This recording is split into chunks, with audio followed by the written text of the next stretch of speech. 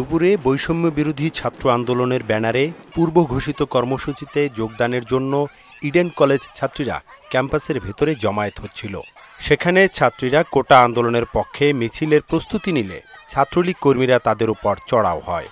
Police ও শিক্ষকরা ঘটনাস্থলে উপস্থিত থাকলেও কোনো ব্যবস্থা নেয়নি বলে জানিয়েছে কোটা আন্দোলনকারী শিক্ষার্থীরা।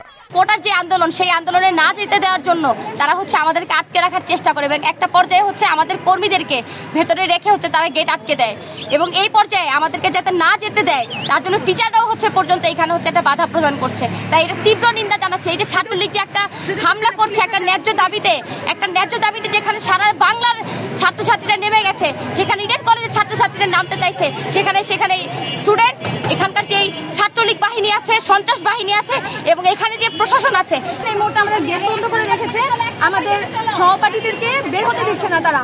ইডেনে আন্দোলনকারীদের উপর হামলা হয়েছে এমন খবর শুনে মিছিল নিয়ে ছুটে আসে আন্দোলনরত ঢাকা কলেজের ছাত্ররা। এ সময় স্লোগানে উত্তপ্ত হয়ে ওঠে পুরো ইডেন কলেজ এলাকা। চলতে থাকে গেট নিয়ে ধস্তাধস্তি। এক পর্যায়ে জোরপূর্বক গেট খুলে মিছিল নিয়ে বেরিয়ে পড়ে ছাত্রীরা।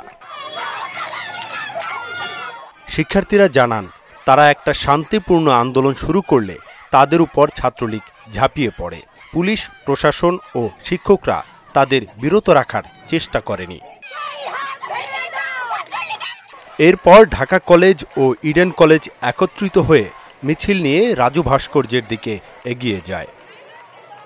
ওবায়দুল হক মারুফ, মোহনা সংবাদ, ঢাকা।